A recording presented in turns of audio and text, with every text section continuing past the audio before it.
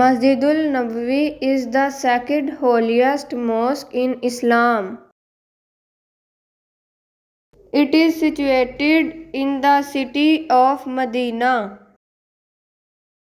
It is the resting place of the Prophet Muhammad. It is built next to the house where he settled after his migration to Medina in 622 AD. The land of Masjid belonged to two young orphans, Sahil and Suhail. There are 6 pillars inside the Rawadhe area within Masjid Nabawi.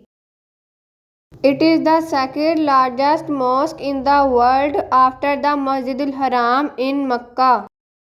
The mosque served as a community center, a court, and a religious school. It was built by the Prophet himself. The Aslam Gate, literally meaning the Gate of Peace, is one of the major and oldest gates of Masjidul Nabawi.